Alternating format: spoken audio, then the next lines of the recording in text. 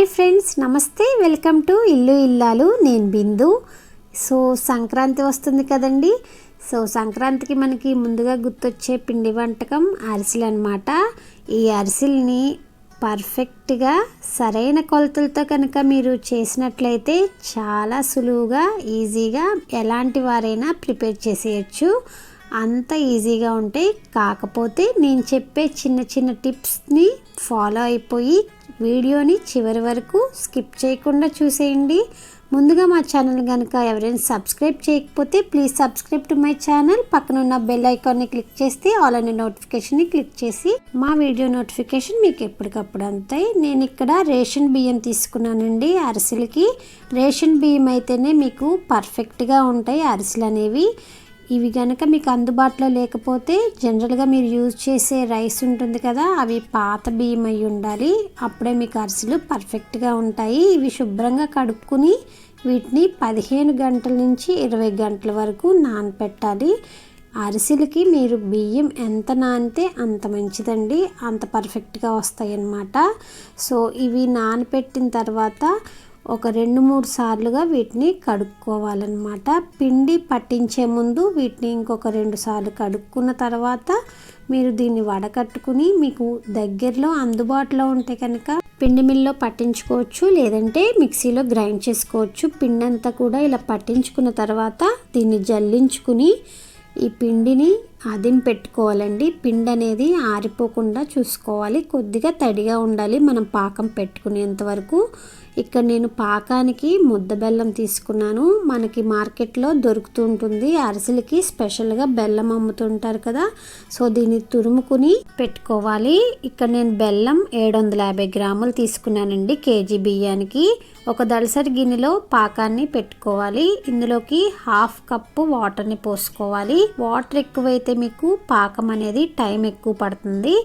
So water ఎంత తక్కువ పోస్తే మీకు పాకం అనేది అంత ఫాస్ట్గా ప్రిపేర్ అవుతుంది. పాకం పెట్టేటప్పుడు మీరు గరిటతో ఈ విధంగా కలుపుకుంటూ ఉండాలి, ఎందుకంటే ఫాస్ట్గా ప్రిపేర్ అవుతుంది కదా పాకం.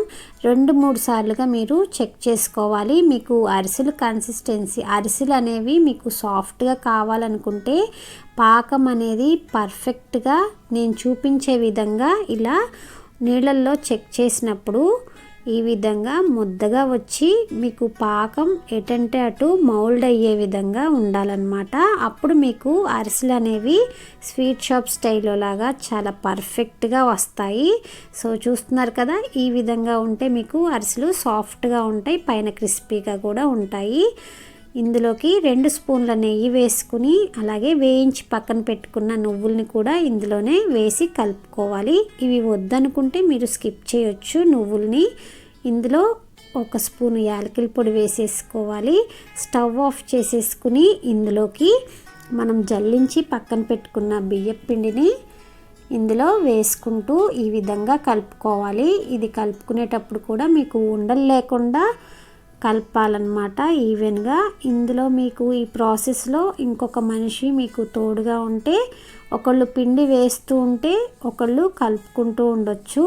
సో అప్పుడు మీకు పని అనేది తేలిగ్గా ఉంటుంది. ఈ ప్రాసెస్ అంతా కూడా మీరు ఫాస్ట్గా ప్రిపేర్ చేసుకోవాలి. పాకం వేడిగా ఉన్నప్పుడే పిండి అంతా కూడా ఇలా కలిపేసుకోవాలన్నమాట. సో మనం తీసుకున్న పిండి కూడా పర్ఫెక్ట్గా సరిపోయిందండి కేజీ బియ్యం.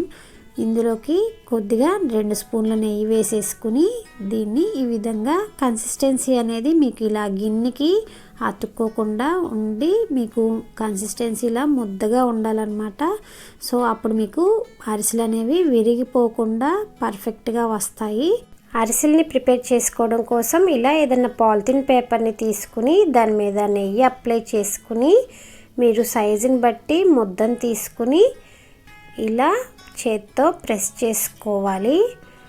ఈ విధంగా ఒక 4-5 మట్టికి ఇలా ప్రెస్ చేసుకుని కడాయిలో మీకు పట్టినంత వరకు ఇలా చేసి పెట్టుకోవచ్చు.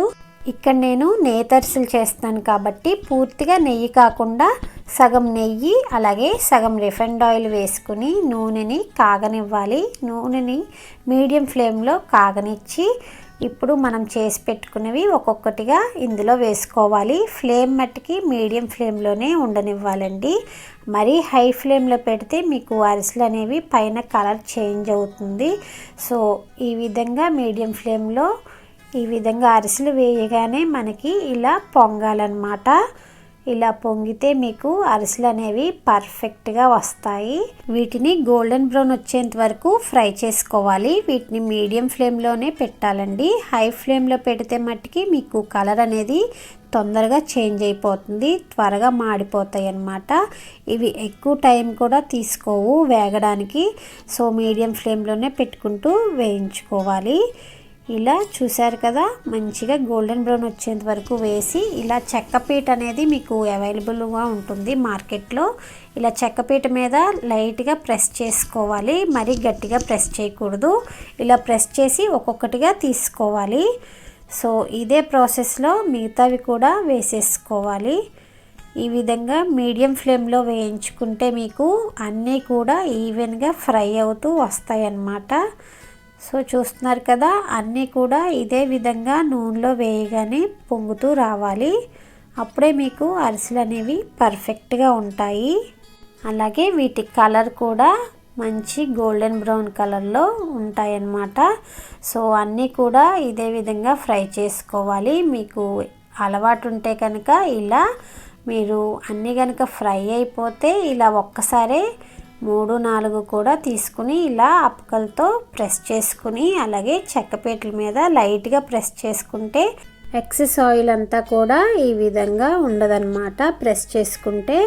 సో ఇదే విధంగా అరిసెలన్నీ కూడా ప్రిపేర్ చేసుకుని ఎయిర్టైట్ బాక్స్లో స్టోర్ చేసి పెట్టుకుంటే 4 రోజులు పైగానే నిలవ ఉంటాయి అన్నమాట.